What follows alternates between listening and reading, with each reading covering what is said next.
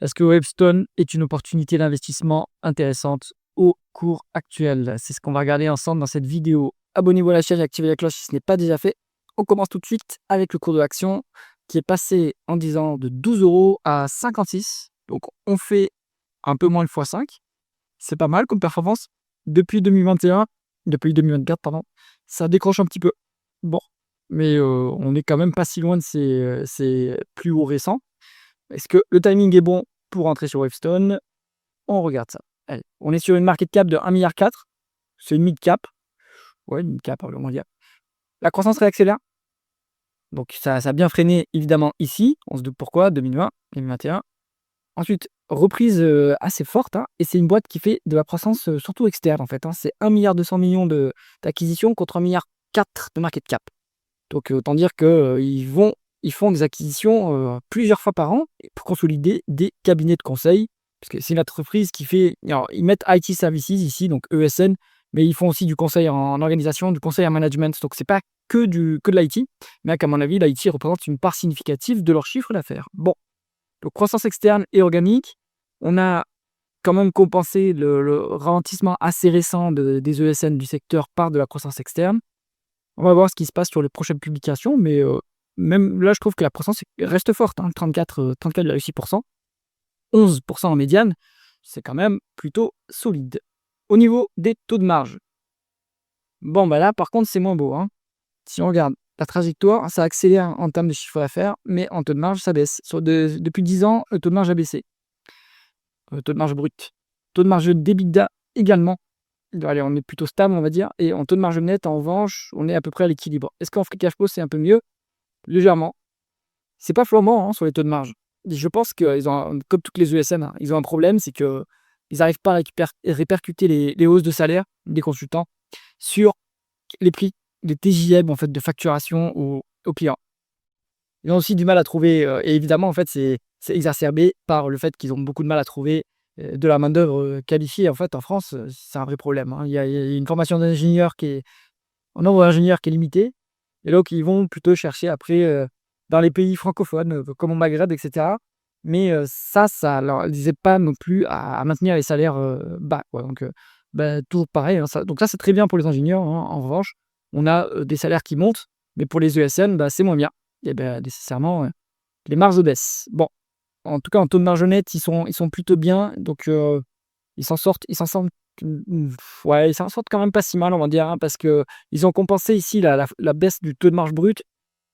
Ils ont un peu compensé par l'efficience opérationnelle. Voilà, peut-être que ça va s'améliorer. Pour l'instant, 8% de taux de marge nette pour le secteur, c'est pas si mauvais. Au niveau de la conversion du bénéfice net en free cash flow, il y a plus de free cash flow que de bénéfice net. Ça, c'est encourageant. C'est pas une entreprise, c'est pas un secteur qui est intensif en capital. Il n'y a pas besoin de faire des gros capex.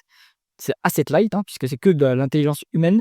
Donc, il n'y a pas de raison que structurellement, on ne se met pas à dégager du free cash flow maintenant que c'est une grosse boîte qui fait surtout les acquisitions. Une grosse boîte. En tout cas, une grosse mid-cap, on va dire. Au niveau du BFR, ça, c'est moins bien. Ils sont à BFR positif. Donc, ils ne pèsent pas face à leurs clients. Après, les clients des ESN, ce sont les grands comptes, les entreprises du CAC 40, les grands donneurs d'ordre. Donc, ces gens-là, ils imposent leur délai de paiement, malheureusement. Et donc, Wavestone n'arrive pas à compenser avec des délais de paiement raccourcis pour ses fournisseurs. C'est des délais de paiement plus longs pour ses fournisseurs. Pardon. Donc, on voit que le BFR, là, il se dégrade depuis quand même. En fait, depuis 10 ans, on a accumulé 221 millions de BFR positifs, de variation positive du BFR. Donc, ça, bon, la trajectoire n'est pas engageante. Après, c'est pas énorme, 54 millions. Ils font combien de chiffres d'affaires? Si on compare, il faut toujours ramener ça au chiffre d'affaires. Si on compare, ça fait ils font à la louche, si on arrondit, ils font du 1 milliard. Donc, ils sont à peu près à 25. Non, ils sont pas, pardon, ils font 1 milliard et ils font du 54 millions. Ils sont à peu près à 5-6%. C'est pas non plus compliqué comme situation de BFR. Bon.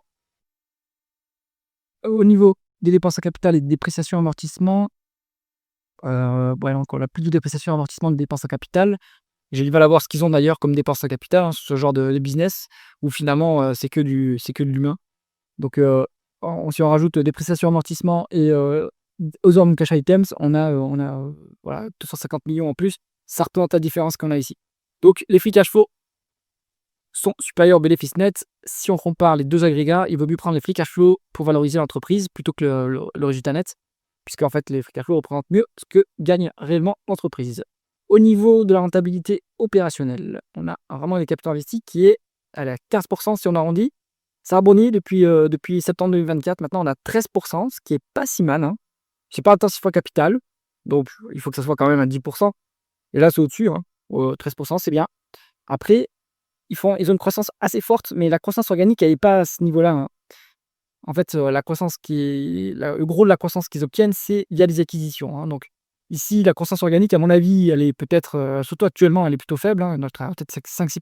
Donc en réalité, ils ont de quoi s'autofinancer, hein, avec cette bonne rentabilité et du coup, le cash qui est dégagé leur permet de faire des acquisitions et de rémunérer l'actionnaire et de rembourser la dette, le cas échéant. On regarde l'endettement justement. Hop, bon, on est quasiment cash net. Bon, on peut négliger la dette, donc ça, c'est très bien. Donc ils sont en situation d'avoir de la poudre sèche pour faire des acquisitions, hein.